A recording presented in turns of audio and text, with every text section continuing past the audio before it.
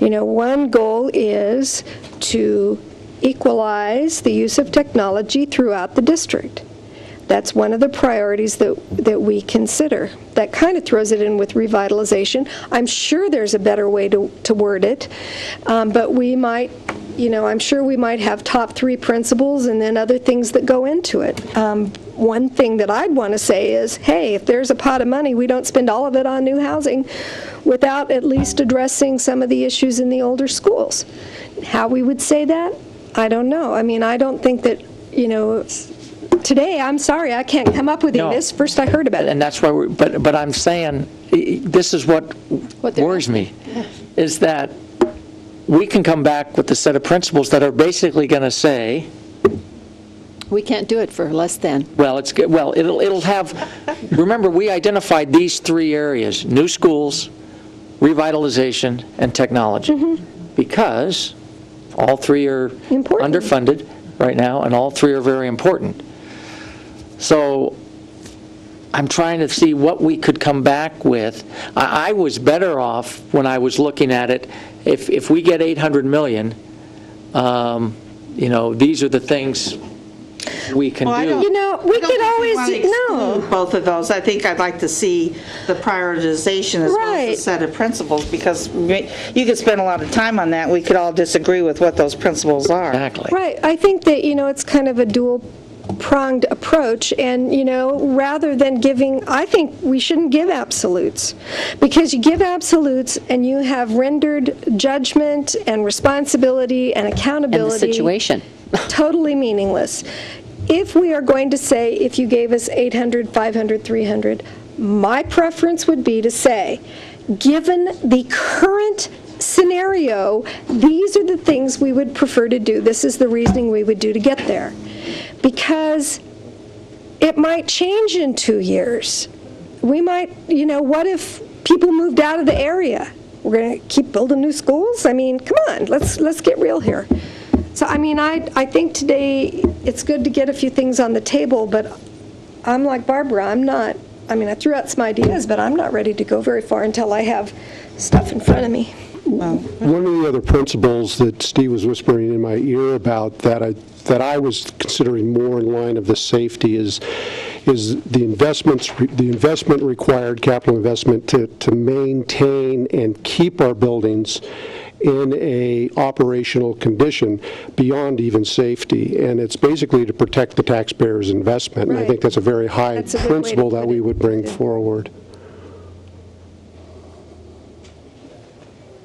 I don't agree with that revitalization isn't as essential as new housing. I didn't say as essential. I said it's a non-essential capital investment. I disagree with that. That's what I'm just saying. I disagree with that. You define non-essential?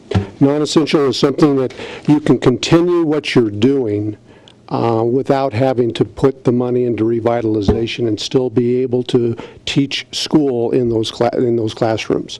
Not to the same level as you can in the new schools, but you can continue the way you're doing business now. To the level of the old schools. Well, that's an interesting thought. We've had this discussion before. We cannot keep neglecting. I mean, this is the issue for public discussion. We cannot keep deferring and neglecting students in the schools that are already there and say that they don't deserve the same kind of education on the level of new schools. So if we can't, it's going to be at a point, if we can't provide everybody with a certain level, then we don't. This is not the only school district in the country that's struggling with this issue. Yeah. So, how do other districts do this? Are there sets of principles out there that districts have already adopted when they've tried to come to these conclusions, to make these decisions? I would really like to know. I don't know if there are, but I'd like to see them if there are. I would have to say that this is very, very unusual what this district is doing.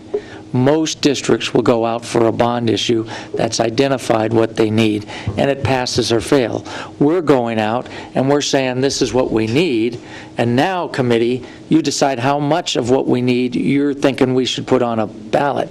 That's what makes this, I think, very different than any place I've ever heard. We'll be deserving of an award by the time it's done. But all districts have to prioritize funding and improvements along the way at some point. And so what are the points that they consider when they try to, deliberate those issues? Especially if they develop policy. What are the guiding principles? What are their policies? Exactly. Right. Leslie? Well, I like Mark's thing about keeping it in the classroom. My concern is if your reluctance to accommodate seats in preference to revitalization, then you are creating inequity in a different way. You're forcing some kids to do double sessions and other kids won't have to. It seems to me that you're compounding an already inequitable situation by creating even more inequity, because we won't have enough to do all the revitalization that we would like. So those schools who are already impacted by being old schools and then forcing them to go on double sessions, you've just compounded the misery. Well, we might be there anyway, but... the other scenario is, new schools are the only ones that go on double session. I don't know how you create an equitable distribution of the pain, but I just, I would hesitate to say, well, I think revitalization is the most important thing. Well, Leslie, I'm not saying that, I don't think there's any way with limited resources to make everything totally equitable. Right. I mean, there isn't. But and I'm not saying maybe don't build any new schools, but if we continue to have what I consider really are world-class school facilities in the outlying areas and crap in the middle, and it's not totally crap because it's safe and it's clean and that sort of thing, but without the kind of facilities that are available, to me that's criminal. And so there has to be some compromise somewhere. And if that means that we build smaller schools on the outlying areas without certain kinds of things and reduce the footprint to some of the smaller school footprints, maybe there's not enough, as much land, we know that that's part of it, fine. But we cannot keep, again, this is just my personal opinion, we cannot keep doing what we're doing now. Oh, I agree. Because we have been wrestling with this, for the last how many years, and we all want to do the right thing. I think we're all in agreement that what we want to do, it's the how we want to do, and it's the issue of, there was a similar issue that came up about how, in a way, it's to use it like our blueprint here. We went out and we did the blueprint, and we're trying to do things differently.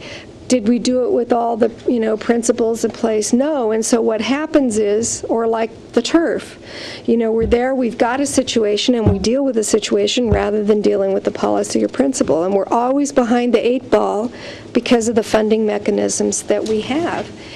And we have to try to think of how to do things differently so we get a different result. And we may always be in this boat and never get a bond passed. So I think that we're on the right path in trying to determine, what it is that we think are vitally important things that need to happen, regardless of whether we ever have the money or don't have the money, and what those guiding principles are and how we're going to operate over the long term, because we could possibly face this forever. So if we have that rock bed of a standard and a agreement, then whatever comes, we can go against that. And I think that would be, I think that's a great way to approach it. So accomplish all that, Mark, and come back. Yeah. Please write it all out for us. Be my pleasure. Good answer. I think